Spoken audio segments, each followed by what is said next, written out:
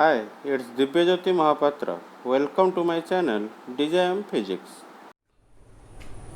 Hi students, and today we are going to complete the previous class chapter, that is energy of a capacitor. We have studied the basics, we have studied for energy of a capacitor, and also we have covered the capacitance of capacitors with dielectrics. So both of them were in the last class. We have just covered the basics part. Now we will do some important notes from on them, and also we will derive some more equations or more concepts regarding those two chapters. So first thing, let me just write down the last equation that we have derived. We have derived that the energy of a capacitor is given by half epsilon naught E square into A into D, or volume, or we have derived that U density equal to half into epsilon naught into E square. We have divided this by volume and we have found the density, energy density of a capacitor. Okay. Here two notes you have to take. First point, although this expression particularly, not this one, although this expression is derived for a parallel plate capacitor, it is applicable for any other shape capacitors also. As from the beginning I have told, parallel plate capacitor is just a particular type, okay, which is a very easier one, that is why we are studying here. But there are many shapes, different cylindrical capacitor is there, many other shape capacitors are also there. So but for all the types of capacitors, this formula is also applicable, although we have derived it for a parallel plate capacitor. And the second point, you can clearly see from the equation that there is no place for A, D, or any other, or especially these two, A or D. It means the energy density does not depend upon the cross sectional area, how much bigger the plates are, or the distance, how much distance is there between the plates. It is a constant which depend only on the medium, okay, only on the medium between the plates. Okay. So these are the two nodes. First thing, this is applicable for all type of capacitor. Second thing, this energy density does not depend upon the area of the plate of the capacitor, cross sectional area of the plates of the capacitor, or the distance between the plates. Okay. Now another formula we have derived for energy in terms of Q and V, that is U equal to half into Q into V, where Q is the charge on each plate of the capacitor plus or minus Q, and V is the potential difference across the plates of the capacitor. Here let me draw a graph between Q and V. Okay. Before that, let me tell you another formula that we have defined capacitance, C equal to Q by V. So no, C equal to Q by V. It means the capacitance of a capacitor is constant till you are not going to change the plates or the distance between them. It does not depend upon V and Q, remember. Okay, capacitance of a capacitor can be changed only when you are changing the plates, area of cross section of the plates, and the distance between the plates. So I can tell that this Q by V is a constant for one capacitor because its capacitance is constant.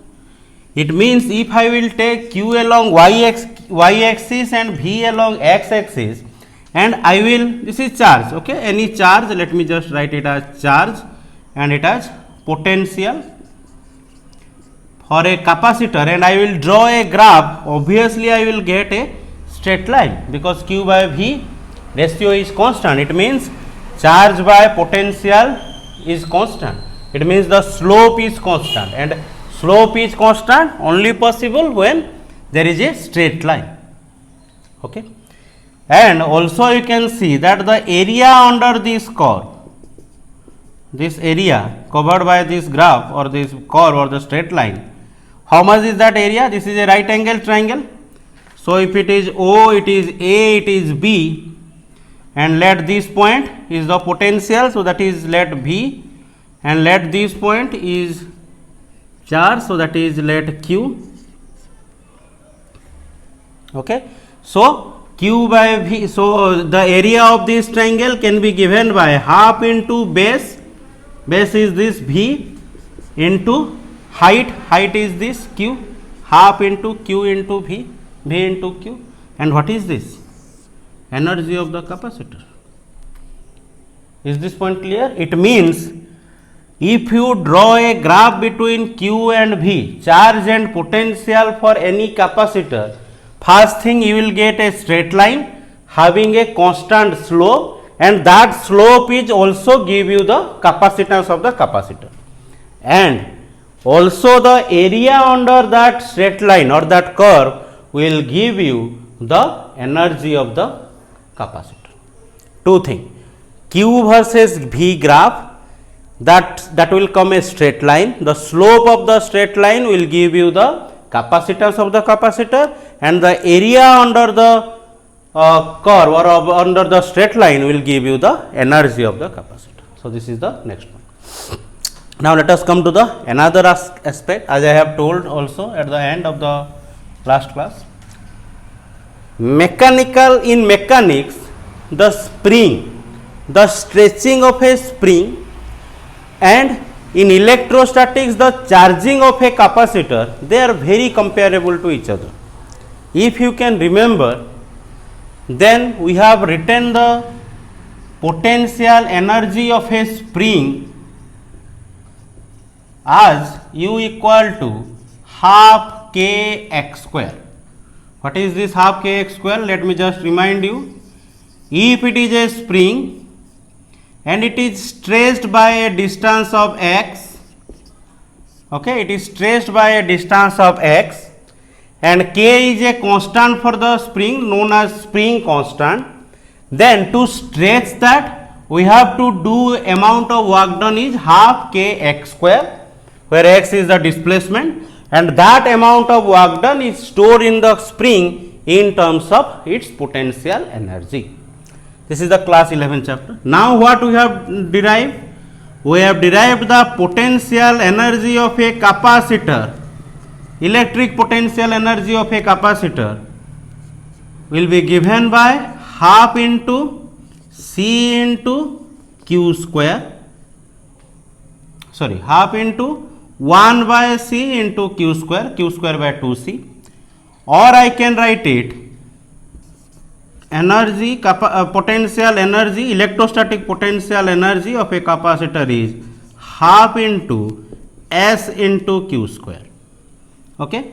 What is this S is? This S is 1 by C, which is known as elastance of the capacitor. Elastance of the capacitor, that is a constant. Obviously, if C is a constant, 1 by C is also be a constant for the capacitor. C is known as capacitance, and 1 by C, that is written as normally S, known as elastance of the capacitor. Now you compare these two equations, you can see that here x, the displacement, is compared with the charge of the capacitor. Okay. What are the comparison we have done here? Displacement of the spring with the charge of the capacitor, and spring constant of the spring with the elastance of the capacitance, and the energy is obviously here half k x square, here half s q square. Okay. So mathematically we have compared. And also when you are going to pull a spring, remember, forget about these lessons, remember your daily life experience.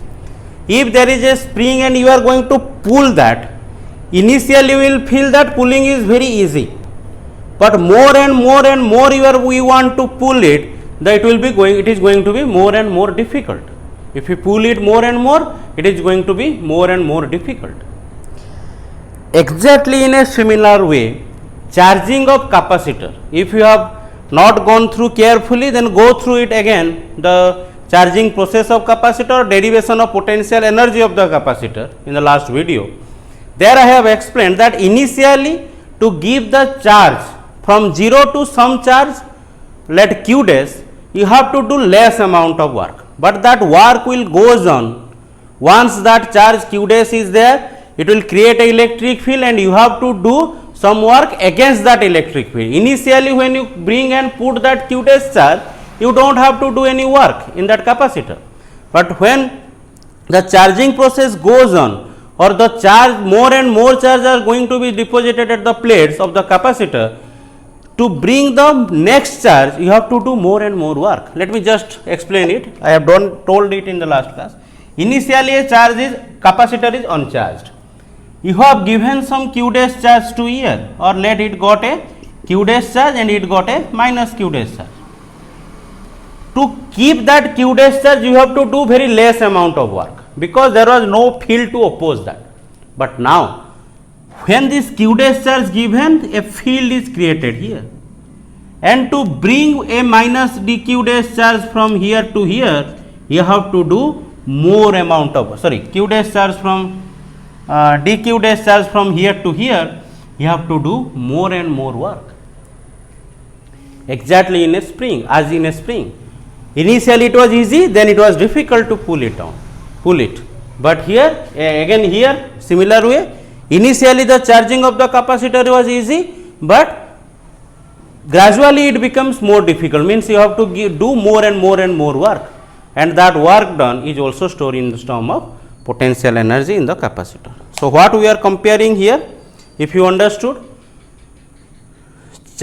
spring with a capacitor, charging of capacitor with the pulling of spring, charge in the capacitor with the displacement of the spring, elastance or reciprocal of capacitance 1 by C with the elastic constant of the spring, and the energy expressions itself, half kx square and here half sq square. Okay. So these were the some notes that we have to do. Kindly write it down. Now let us come to the next part. So now let us check how the energy of a capacitor will change when you are going to connect them in series. Okay, means what is the relation between the individual energy of the capacitors and the total combination, series combination of the capacitors. Means let for now 3 capacitors are there connected in series, okay, with a battery obviously V, potential of the battery is V, capacitance C1, C2 and C3. And as we know, in series connection, if the charge going from here is Q, total charge is Q, then obviously it will get Q, it will also get Q, it will also get Q charge. All these were explained in the last classes.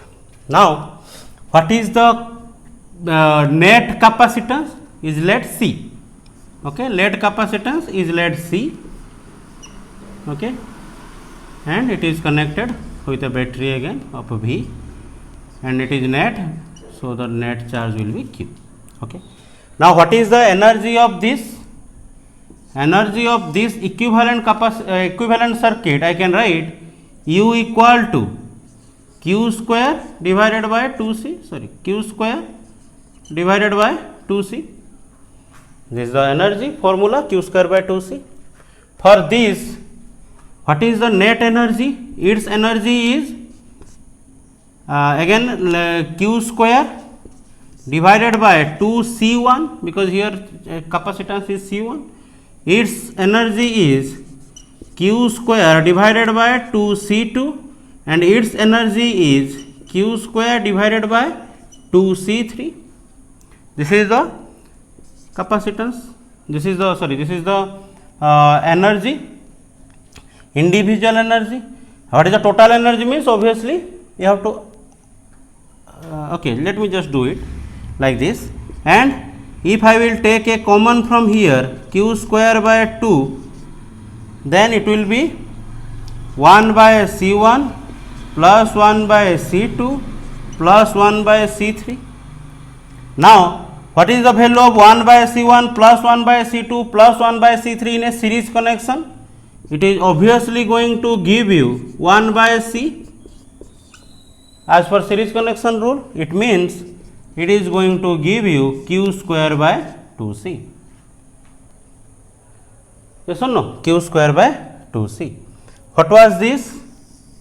This was the energy of the first capacitor U1. What was this? Energy of the second capacitor U2.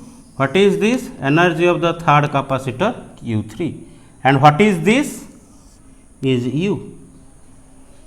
Yes or no? Means I can write, finally I can write U will be equal to U1 plus U2 plus U3.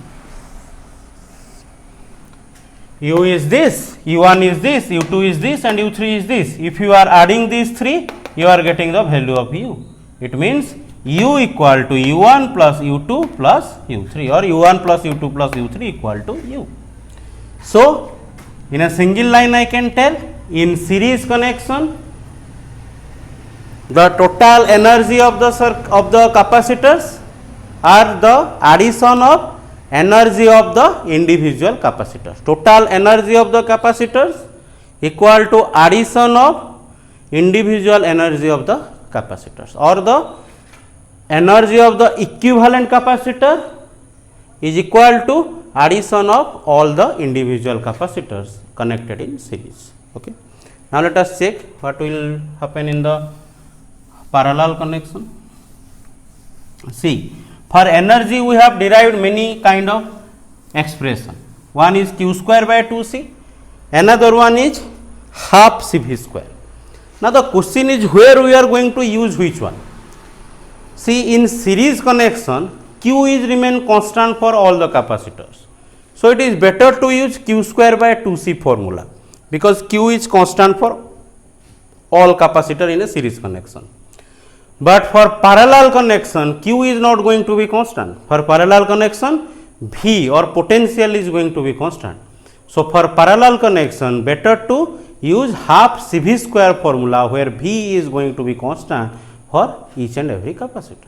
So, here I can draw like this. Diagrams are not needed actually in these derivations. These are just 2 marks derivation, but just for your knowledge or for understanding, I am drawing it. Let there are 3 capacitors C1, C2 and C3, and if V is the potential given here, this will also get V, this will also get V, this will also get V, because they are in parallel connection. Okay.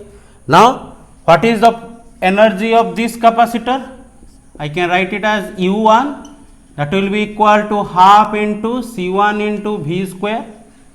What is the energy of this capacitor? I am directly writing it here. You can take a note as I have done in the last part. What is the energy of the second capacitor? U2, that is equal to half into C2 into V square. And energy of the third capacitor, that will be U3, that will be half into C3 into V square. Remember, V, parallel connection. Don't change that. Now, just add these 3. Let us just add all these 3 and let us check what we are getting. U1 plus U2 plus U3 will do. In all those 3, half V square will common and C1 plus C2 plus C3 will get. But this C1 plus C2 plus C3 in a parallel connection, that will give you the net C or C parallel or equivalent capacitance. Or what is this? Half CV square. If I will draw a equivalent circuit for this, equivalent circuit, it is of C and potential is V, its energy I am writing as U, it will be equal to half CV square. So, what is this half CV square actually? It is U, or the energy of the equivalent circuit. So, again I can write here U1 plus U2 plus U3 equal to U, or this formula is also applicable for parallel connection. Is it clear? There also we have got U1 plus U2 plus U3 equal to U. Here also we got the same answer, because here the energy is this, here all these energy are this. It means it may be a series connection, it may be a parallel connection. If the net energy or the energy of the equivalent circuit is always equal to the energy addition of the energy of the individual capacitors. This U equal U1 plus U2 plus U3, and it is applicable both in both the cases, in series also, in parallel also. Remember, in series and parallel, charge series it is constant, parallel it is changing. Potential series it is changing, parallel it is constant. Capacitance formulas are different. For parallel C1 plus C2 plus C3, for series 1 by C1 plus 1 by C2 plus 1 by C3 inverse. But for energy, both of them have the same formula. Energy are simply going to be added whether the capacitors are connected in series or in parallel. Okay. Now let us come to the next part. Now let us come to a topic where there is a distribution of charge is there between the capacitors. I have already told it in the first chapter that whenever two objects are going to be connected with a conducting wire, then there will be a distribution of charge between them, and this distribution does not depend upon the charge, rather this distribution depends upon the potential. The charge will goes from higher potential to the lower potential, the positive charge will go from, or you can tell the electrons will go from lower potential to higher potential till the potential becomes same, till the potential becomes same for both the objects. So remember, charge does not flow from higher amount of charge to lower amount of charge, rather charge flows from higher potential to lower potential. Here charge means positive charge, and you have to if you want to imagine in the opposite way. Negative charge or the electrons has to move from lower potential to higher potential, but we are not going to read it like that again and again. I am just telling that the positive potential will the positive charges always move from higher potential to lower potential till the potential gets same. Now the same thing will also applicable for charges, sorry, for capacitors. Means let us take there are two capacitors, okay, two capacitors, and this capacitance has a this capacitor has a capacitance of C1, this has a capacitance of C2. Now this is connected with a potential difference of V1, and this is connected with a potential difference of V2. Okay. Let the charge on this capacitor is Q1 and the charge on this capacitor is Q2. They are separately charged. Okay. Now both of them, after the charging process is complete, both of them were taken. This was the initial situation. Okay. And finally both of them were taken and they are connected with each other like this. Connected with each other, no batteries were there, no battery, remember, no battery, they are simply connected with each other. Obviously the capacitance is not going to change because you have neither changed the plate nor changed the distance between the plates, but since they are connected with each other, the charge will redistributed, okay, because they were having a different potential. This was having a potential of V1 and this was having a potential of V2. So since, okay, these parts are visible or not, let me just check. Okay, it is somewhat upward, let me just write it here, C1, Q1 and V1, and these three are C2, Q2 and V2. Now when they are connected, this was the initial situation, and this is the final situation when both of them are connected to each other. Now since they have different potentials and they are connected with connecting wires, obviously charge will start flow from higher potential to lower potential, obviously, till they are going to get a common potential, and that must also, because you can see it is a kind of parallel connection, both the plates are connected with both the plates. Okay, so in this case they must have a common potential. Okay, so what will be the common potential here? The common potential here will be V equal to Q by C. Yes or no? V equal to Q by C as we know. So it will be total charge divided by total capacitance. Okay. So the common potential, let I am writing it as V. V will be equal to total charge, that will be Q1 plus Q2. I am writing here capital Q1, so here also I am writing capital Q1 Q2 divided by total capacitance in parallel. You can simply write it as C1 plus C2, or I can write V equal to, here you can write the relation Q equal to C into V. So obviously Q1 will be equal to C1 into V1 plus Q2 will be equal to C2 into V2 divided by C1 plus C2. So this is the common potential these both will have. It means you charge two capacitors separately and then take them and connect with each other. Now when you connect them with each other, then the charge will start flowing from the higher potential to the lower potential till the potential is going to same. And in this case, what is that same potential or what is that common potential? This much. The charge will flow because they have different charges Q1 and Q2. So charge will flow, okay, from higher to lower potential, whichever will be higher. From higher, V1 is higher, then charge will flow from V1 to V2. If V2 is higher, charge will flow from V2 to V1. Like that it will flow. Now I want to find, or it is found from experiments by chance, actually it was not discovered means intentionally, by chance it is found that when this charge is flowing, there must be some work has to be done, and if that work is done, that work must be come in terms of energy. Okay. So it is found that when the charge is flowing, the capacitors are vibrating or they are going to get some heat or they are heated. Okay. So obviously if there is a vibration and there is some heat is there, means that is a form of energy, means there must be, it is assumed initially that there must be some loss of energy in this redistribution process, because the capacitors are vibrating and they are getting some heat, they are gaining some heat, and since vibration and heat both are the form of energy, it is initially assumed that there must be some loss of energy in this process, in this redistribution of charges, and that is the heading also, give the heading also here, loss of energy in redistribution of charges between the capacitors.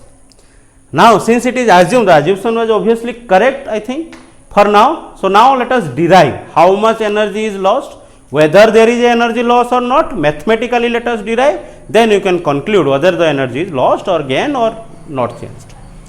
So what is the initial energy? Ui, or I am writing it as U initial, initial energy of the system. For this, what is the energy? Half C1 V1 square, half CV square. For this, what is the energy? Half C2 V2 square. So obviously this is the total energy. Let I am giving it as equation 1. This is the total energy of the system initially. Okay. Now what is the final energy of the system? I should write it here. Okay. What is the final energy of the system? Again half CV square. Here you cannot write half C1 V1 square plus it is a system now. Okay. So here half C into V square or equal to half into, what is the C value here? C1 plus C2, because they are connected in parallel. So C1 plus C2, and they have a common potential of this much. So V square, it means C1 V1 plus C2 V2 divided by C1 plus C2 whole square. Okay. So this is my U final. Or I can write it some other way also. I can write it like this: half C1 plus C2, just take the square on this here, you will get C1 square V1 square, A plus B whole square formula, C2 square V2 square 2 C1 V1 C2 V2 divided by C1 plus C2 whole square. Now this and this get cancelled out and you got U final equal to half into C1 square V1 square plus C2 square V2 square plus 2 C1 V1 C2 V2 divided by C1 plus C2. This is my equation 3. This is equation 2 you can give, or this is equation 3. Okay, so this was the energy before connection of the total system. It's individual we have added, and this is the energy of this system. Now how to find whether there is a loss or not? Subtract them. If you think that it is greater one and it is smaller one, means if this energy is more and this energy is less, then if you subtract these two, obviously you will get a positive number. Means if the initial energy was 5 joule and you are thinking that there is a loss of energy and final energy is 4.5 joule, okay, and if you subtract them, obviously you will get a positive number. So what we are going to do is, we are finding out this value U initial minus U final to check the value of change in energy. If this answer is coming to be positive, then obviously Ui is greater, because if you are subtracting two number and you are getting a positive number, it means Ui is greater, means the initially energy was larger and finally energy lost, or finally energy decreased, means there is energy loss. If this answer is coming to be negative, it means Uf was greater, means there is a gain in energy. If this answer is coming to be 0, then obviously there is no loss, no gain. Is it clear? So let us do this calculation and let us check whether there is a gain or loss or no change. I am just wiping this part. So Ui minus Uf. So Ui is this, Uf is this. So delta U equal to U initial minus U final equal to, let me check what thing I can take common. Half I can take a common from here, half a common, and the remaining thing I have to write C1 V1 square plus C2 V2 square minus C1 square V1 square plus C2 square V2 square plus 2 C1 V1 C2 V2 divided by C1 plus C2. Okay. So this will be equal to half, take this as LCM C1 plus C2, so it will be multiplied with this C1 plus C2 into this much. Okay. So I am directly writing, it will be C1 square V1 square plus C1 C2 V2 square plus C1 C2 V1 square plus C2 square V2 square minus again this. So minus C1 square V1 square minus C2 square V2 square minus 2 C1 C2, sorry, 2 C1 V1 C2 V2. These parts are visible. Let me just check. Okay, I think it is visible. So let me again wipe out these parts. So if you write it, you will get, you can see some terms are cancelling out. These terms are cancelling out. So the remaining thing is delta U equal to half into C1 C2 V2 square plus C1 C2 V1 square minus 2 C1 V1 C2 V2 divided by C1 plus C2. Now you can see that here also C1 C2, here C1 C2, here C1 C2 are there. So I can take that a common, delta U equal to C1 C2 divided by 2, and here you will get V2 square plus V1 square minus 2 V1 V2 divided by C1 plus C2. Now here you can see V2 square plus V1 square minus 2 V1 V2. It is nothing but V1 minus V2 whole square or V2 minus V1 whole square, anything you can write. So final expression I can write like this: C1 C2 into V1 minus V2 whole square divided by 2 into C1 plus C2. So this is my delta U. And what is that delta U I have done? Ui minus Uf. Now let us check whether this term is positive or negative. As we know, capacitance cannot be negative, never possible.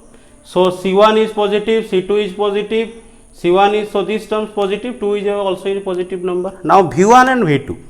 Now V1 may be positive, V2 may be positive, means V1 minus V2 may be positive, may be negative. It may be possible that V1 is greater, it may be possible that V2 is greater. So V1 minus V2 may be positive, may be negative, but it is square is there. So however, this V1 minus V2 whole square cannot be negative. Is it clear? So this total term cannot be negative. It is positive, this is positive, this total is positive, this is positive, this is positive, everything is positive. It means this total number or this total thing or this thing, this total thing means this thing or this thing came as positive. Now if A minus B is positive, obviously A is greater than B, means Ui was greater than Uf. Or initially when the individual energy you have added and when you have combined them and the final energy of the system you have calculated, you found that there is a loss of energy. Initial energy is more than final energy. It means there is a loss of energy. That is why when you are connecting two capacitors, they are vibrating or some heat is coming. Now remember that this energy is very small. If you will take a real life problem and you put in these values, you will get a very small number. Very small number. Although there is a value will come, but it will be a very small number in practice. So whenever it is not asked particularly to calculate the loss in energy, we have to assume that the loss of energy is very much negligible. Okay? But when it is asked calculate it particularly, then you can use this formula to calculate the loss in energy. Okay?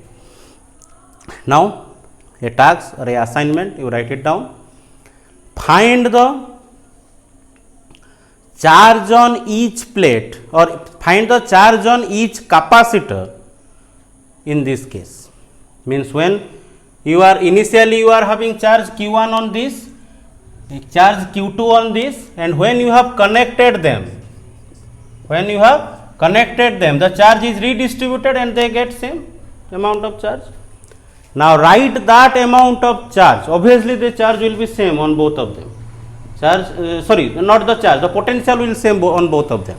But there is a redistribution of charges. Means now when you have connected, this capacitor will not have the same Q1 charge and this capacitor will not have the same Q2 charge. Although potential on this will be V and potential on this also will be V. But the charges will be different and those will be not Q1 and Q2. Now your question is calculate the value of Q1 and Q2 on these two charges. Okay. If you want to write the question in words, you can write two capacitors are charged separately. The capacitance of the capacitors were C1 and C2. The potentials to which they were charged was V1 and V2. Now both the capacitors were taken after charging and they were connected to each other. Find the charge on each capacitor after the connection. This is a question. Do it. It is a very important question for conceptual basis or for the exams also. Okay. Now let us come to the next part.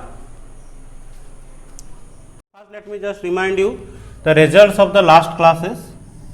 In the last class we have derived that if a capacitor is completely filled with a dielectric of dielectric constant epsilon, then its capacitance is given by C equal to let this distance is d and the area of cross section of the plates are A. Okay, both the area of cross section of the plates are A, then C will be equal to A epsilon divided by D. This was the formula that we have derived in the last class.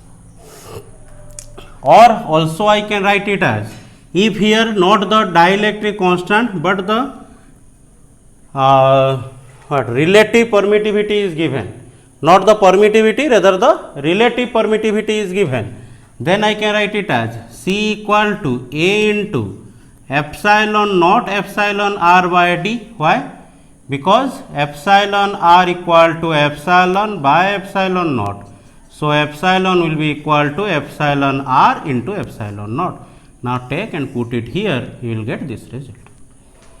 Okay. So, this is the formula that we have derived in the last class, that if there is a parallel plate capacitor completely filled with dielectric having a relative permittivity of epsilon R, then this will be the capacitance of that capacitor.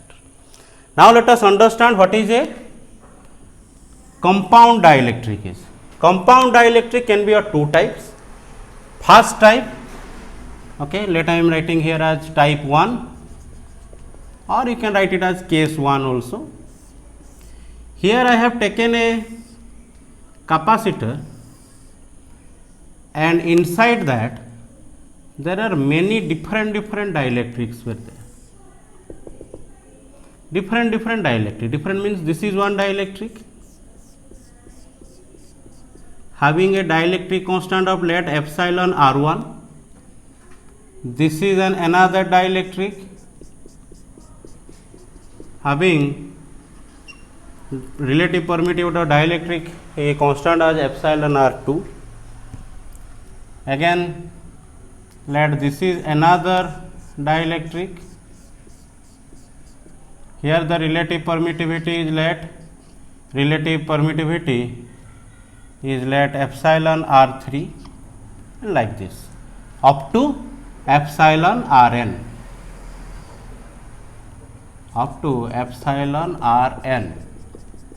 There are n number of such layers are there, and it is epsilon Rn. Okay, the total distance is d between the plates. These were the initial plates of the capacitor. Total distance is d, but this distance is let T1, this distance is let T2, this distance is let T3, like that. This distance is let Tn. They all are having different thickness also. Now, the question is calculate the capacitance of this capacitor, and this is known as a capacitor with compound dielectrics. Okay.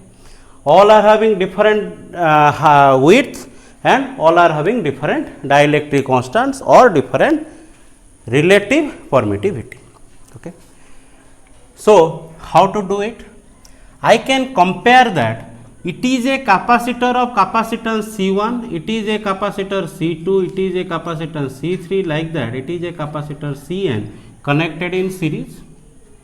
Yes or no? This is one capacitor, this is one capacitor, this is one, like this. They are connected in series, I can assume.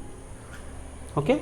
So, let me assume like this, they all are connected in series. Now, what will be the net capacitance? It will be obviously 1 by C1 plus 1 by C2 plus 1 by C3, like this up to 1 by Cn inverse, as we know the general formula for series connection. Now, put these values and just calculate it, as simple as you make, you can do that. 1 by C1, what will be the value of C1 here? Let me just write it here. What is the value of C1 in this case? Use this formula. This is this type of dielectric. Now, this is a capacitor, and this capacitor is completely filled with a dielectric of epsilon R and thickness of T1. Means what will be the formula? If you use this formula, then C1 will be equal to, and you can see that each of them are having a area of A here. Each of them has the same area. Okay. So, in this case, okay, here also I can tell that this is a compound dielectric in series. Okay, compound dielectric in series also I can tell it. So, C1 will be equal to A into epsilon naught into epsilon R1 divided by T1. Here the thickness is T1, there it was D, so there it was D in the expression. Here it is T1, so T1. C2 will be equal to A epsilon naught epsilon R2 by T2 like this. Cn will be equal to A epsilon naught epsilon Rn divided by Tn. Yes or no? So just put these values there. If it is 1 by C1, so it will be equal to T1 divided by A epsilon naught epsilon R1 plus T2. Is it clear? C1 is this, so 1 by C1 means this. So it will be A epsilon naught epsilon R2 like this up to Tn by A epsilon naught epsilon Rn inverse, or imply that C equal to, here I can take a common, what it is that 1 by A epsilon naught inverse. See, the total is in inverse, so A by 1 epsilon 1 by A epsilon naught inverse into remaining thing is T1 by epsilon R1 plus T2 by epsilon R2 plus like this Tn by epsilon Rn inverse. Okay, or I can write it as C equal to this 1 by A epsilon naught inverse, means it will be A epsilon naught, and this will be, I can write it like this, 1 by, I can take that inverse symbol out, and 1 by T1 by ER1 or epsilon R1, T2 by epsilon R2 like this, Tn by epsilon Rn. Now there is no inverse symbol, this is the formula. Okay. Now if you will calculate, it will be very difficult, so just write it like this, and whenever necessary you can use the formula, you can use the values of epsilon R1, epsilon R2 and epsilon Rn to find the answer. Okay. Now there can be a special case here. What is the special case? If I am taking that all of them has the same thickness also, means if T1 equal to T2 equal to T3 equal to Tn, then what will be these all these values? Total distance is D and it is divided with n equal parts, T1, T2, T3, T3, Tn, means n equal parts. So obviously all of them will be D by n, total distance divided by n parts, so D by n. Okay. So if we will put it in this expression, what you will get? C will be equal to A epsilon naught into 1 by, this all will be D by n, D by n, D by n, this T1, T2 everywhere you will get D by n. So 1 by D by n, 1 by epsilon R1 plus 1 by epsilon R2 plus like this 1 by epsilon Rn. Okay.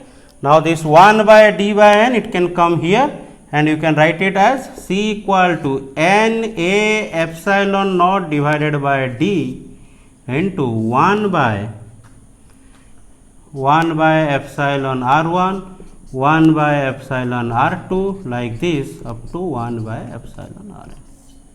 So this is the formula of special case. This is the general formula and this is the formula for the special case, where n is the number of dielectrics or number of slabs, D is the total distance, and epsilon R1, epsilon R2, these all are of dielectrics of different or dielectrics of different dielectric constants or different relative permittivity. Now this part is visible. Let me check. I think yes.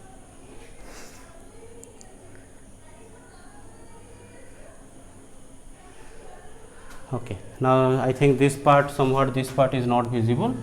Okay. So just check that, and this part if it is not visible, then I am just writing here. Here it is written C1, C2, C3 like this Cn, and here 1 by C1 plus 1 by C2 plus 1 by C3 up to C by N1 C1 by Cn. Here inverse symbol is there, which is carry forwarded. Okay. So this is the what happen if it is a compound dielectric connected in series. This is the general case, this is the special case. Remember these two formulas, other they will somewhat difficult to remember, but remember it will be very easy if this type of questions come as a numerical. Otherwise you have to derive, you have to put all these things and you have to derive, that will be a difficult part. Now let us check what happen if these are not connected in parallel, rather these are connected in series. Now see here, these are not connected in series, rather they are connected in parallel. Okay. So how to know whether series or parallel?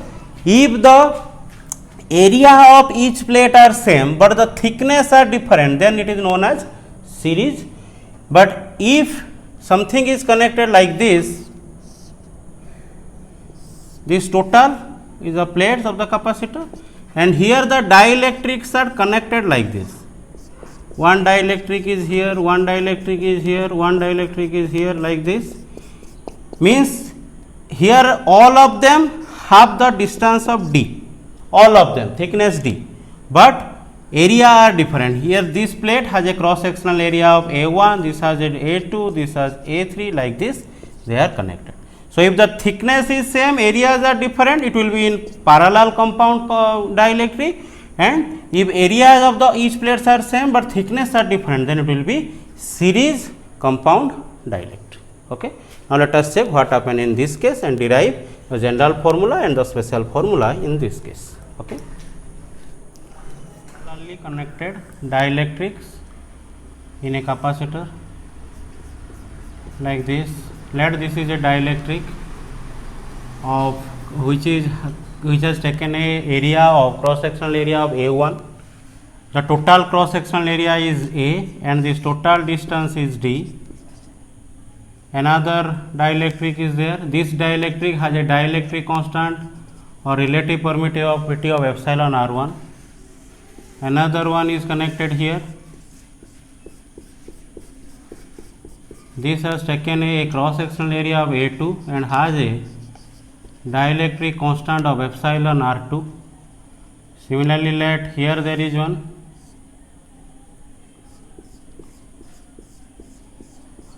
This has taken a cross sectional area of A3 and has a dielectric constant of epsilon R3 like this up to nth. This is of dielectric constant epsilon Rn and taken a area of An. But here you can see all of them has a distance between the plates. They have covered the total distance between the plates, that is d. Again you can ask, so why is there total distance? Why not a dielectric can be like this? Here some part and here some other part and like this. Here some other part like this. That type of also possible, but that we are not going to derive.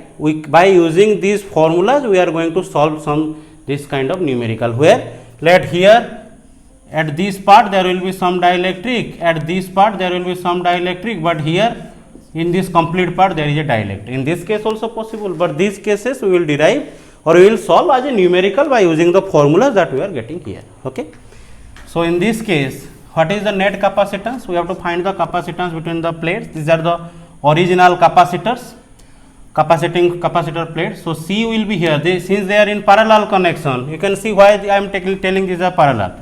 This is a capacitor, this is a capacitor, and these are connected. You can see, if this is directly connected with this, I can compare this like this also. This is a plate, this is a plate, but they are common. This total is a plate, one plate, or I can, this total is one plate, this total is one plate, but I can assume it that this is a plate and this is a plate, and this plate is connected to this plate is connected to this is one capacitor and this is one capacitor. You can assume it like this. So you can compare that these all are actually one capacitors having capacitance let C1, C2, C3 and Cn, and they all are connected in parallel. Okay. So what is the value of C1 here? Let me write here. What is the value of C1 here? C1 will be equal to, according to that formula, it will be A1 epsilon naught epsilon r1 divided by d. Area is A1, so here A1, but distance is d for everyone. So it will be C2 A2 epsilon naught epsilon r2 divided by d. Like this, Cn will be equal to An epsilon naught epsilon Rn divided by d. If you can remember, in the previous part, everywhere A were same and D were T1, T2, T3 like that. But here A1, A2, A3, An like that, but D are same. All of them has a distance D between the plates. So they have covered the total distance between the plates. Okay.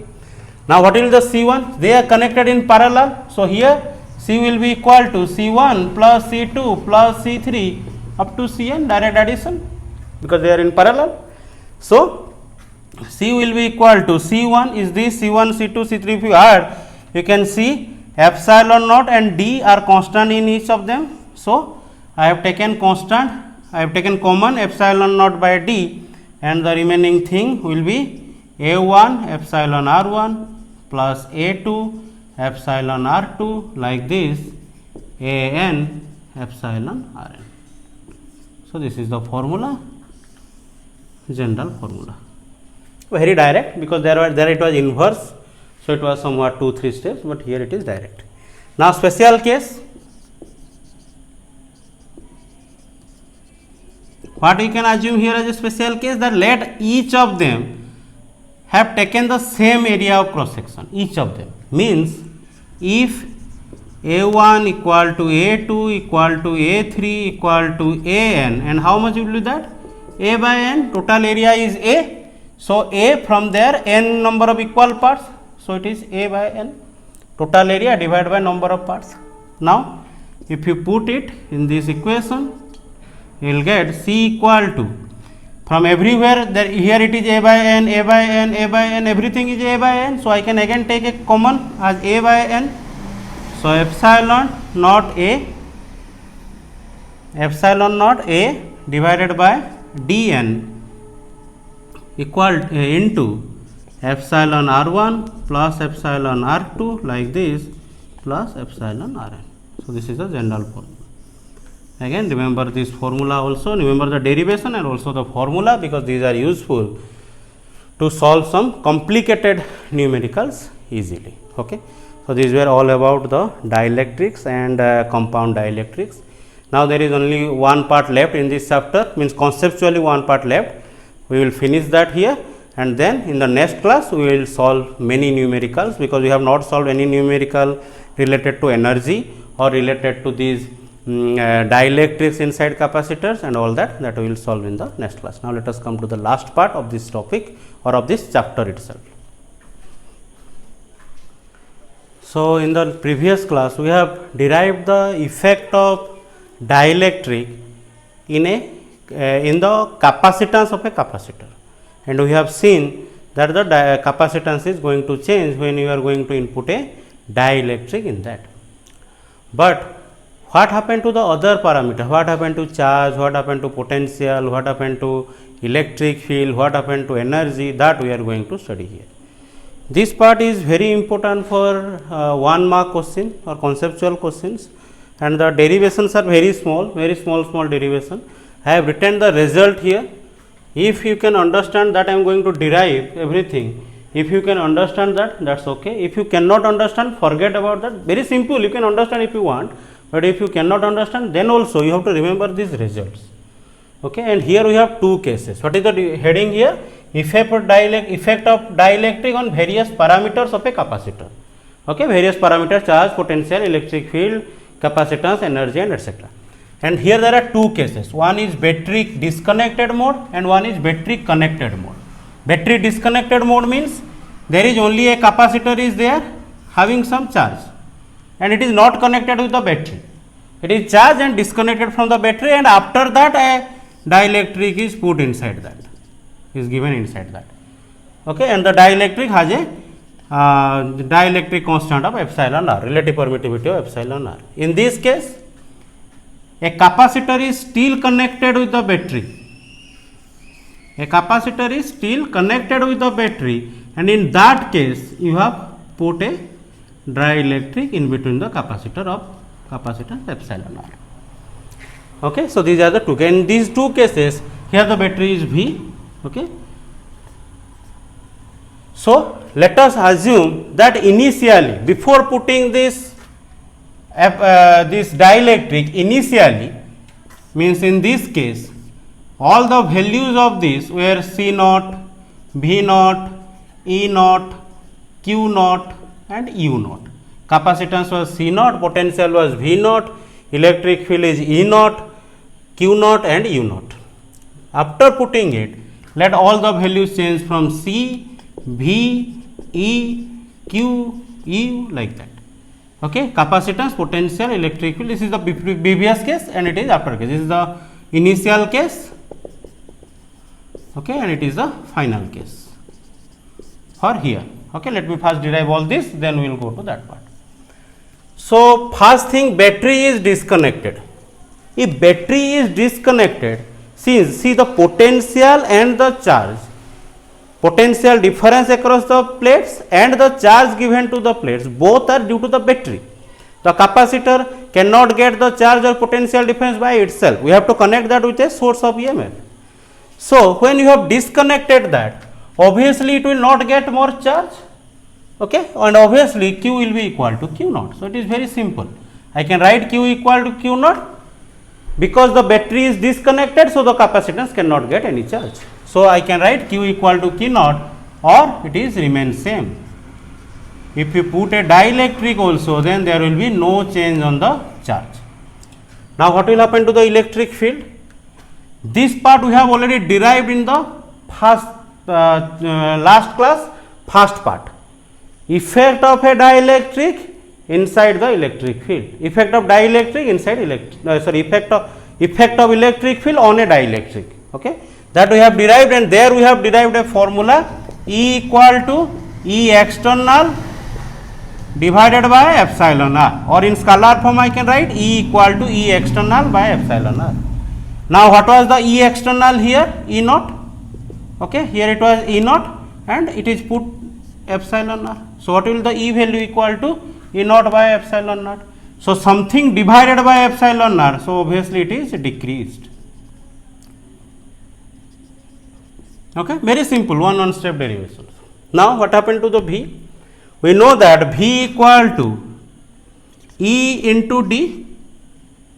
Yes or no? V for uniform field, E into D, or I can write here V will be equal to E is E naught divided by epsilon r into D. Okay, or I can write it here V equal to E naught into D, okay, this part E naught into D, E naught will into D will be V naught, E naught into D, in this case it was E naught and the distance was D, so E naught into D is V naught divided by epsilon r. So this is this case. So V also decreased, potential also decreased. Okay. Now capacitance, how to write the capacitance? This we have derived already. This part we have already derived. We have derived that C equal to A into epsilon by D. If you have put we are putting a dielectric, or I can write it as A into epsilon naught into epsilon r by D. Now what is A into epsilon naught by D in this case? Capacitance in this case, A into epsilon naught by D, capacitance of this case, or that is C naught. So C is nothing but C naught into epsilon r. So here, so it is multiplied with epsilon r, so it is increased. Remember, epsilon r value cannot less than 1. It is 1 for vacuum, okay, and for all the insulator it is more than 1. Okay, for all the dielectrics it is greater than 1. So obviously if it is multiplied with epsilon r is greater than 1, this value increased. Now what happened to energy? Energy you can find by any formula, Q square by 2C or half CV square, any formula you use.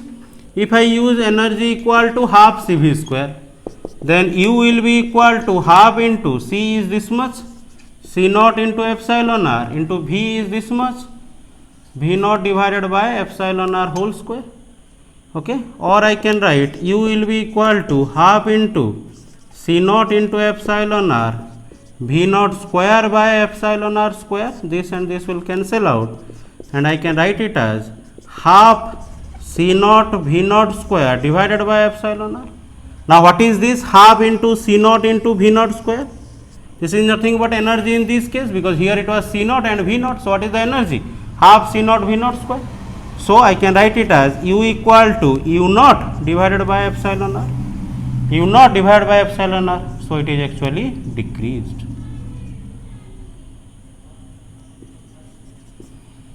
So these are the answers. Okay, and you have to remember that when you are putting a dielectric, when the capacitor is not connected with any battery, then charge will remain same, electric field will be decreased, potential will be decreased, capacitance will be increased, and energy will be decreased. How the questions come in exam? Which of the following parameter decreases when a dielectric put inside a capacitor in battery disconnected mode, or which of the parameter increases when a dielectric is put inside a capacitor in battery disconnected mode. So like that you have to answer. Okay. Now let us see for this part how it is changing, how we can get the result. Again in the same case, when it was initially connected without the dielectric, let the values were Q naught, C naught, V naught, U naught, E naught, like that, and after it is put, let the values were changed to V, C, Q, E and U. Now here you should start the derivation from here, because see here battery is still connected. I have given the numbering like that. First which quantity you can derive, then other quantities you can derive. That is why I have given 1, 2, 3, 4, 5. Okay. So and I have written it in the just with the opposite of this, energy, capacitor, like that. So first thing we can write is V equal to V naught, because initially across this there was a potential of V naught. Now you have connected it with a battery with the same battery V. So obviously how the potential will change, because the battery is connected, still connected, and if there is a battery, it will surely put the potential difference of V naught or potential difference of V in the capacitor. So obviously V will not change and V will be equal to V naught, like we have started from here. If the battery is disconnected, from where the capacitor will get the charge? So in that case, obviously the charge will remain same, and here since the battery is still connected, how it is going to change the potential difference? It cannot change. So V will be equal to V naught. Now what will happen to the E? Again I can write E equal to V by D, or I can write E equal to V naught by D, because V equal to V naught. So simply put V naught by D. Now what is V naught by D? It is going to be E naught. So obviously E equal to E naught, and it did not change. Okay. Now similarly other thing you can find. C we have already done. Exactly in this case, battery connected or disconnected does not matter. C will change accordingly. This C equal to how much? A into epsilon divided by D, or A into epsilon naught epsilon r by D. Since this is C naught, it is C naught into epsilon r. So it is exactly same as we have derived there, because we have derived for the capacitance, and there we have seen that there is no meaning of connection or not connection of the battery when you are dealing with the capacitance. Capacitance is fixed for a capacitor till the plates or the distance between the plates are not going to change. Now Q is very simple to find. Q equal to CV you can use.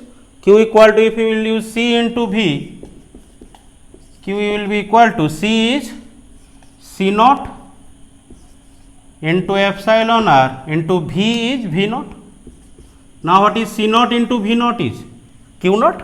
Q equal to CV, so Q naught equal to C naught V naught.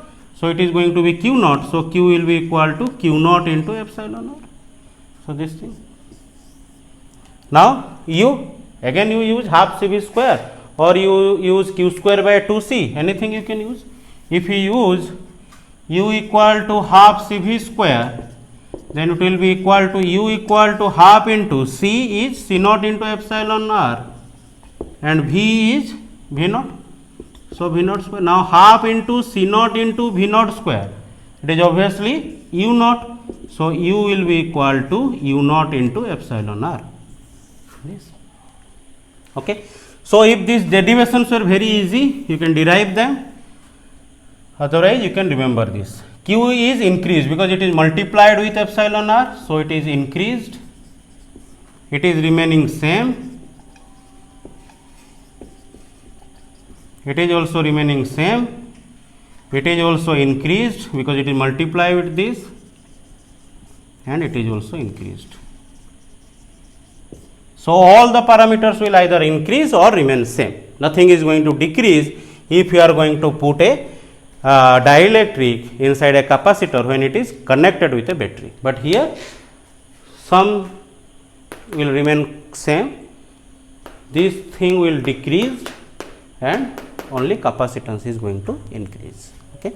So, these are all the parts of the second chapter, it is finished, all the theory parts we have finished, only we will take some one more class, one or two or one and a half class to complete all the numericals of the remaining part. We have done the numericals from the series parallel connection, we have done sufficient number of numericals from there. Now, after that whatever we have learned, the energy of a capacitor, compound dielectric part, then energy loss when during charge distribution, and all these concepts. Using them we will do some numericals in the next class. Thank you. Till then, be safe and study well. Thank you.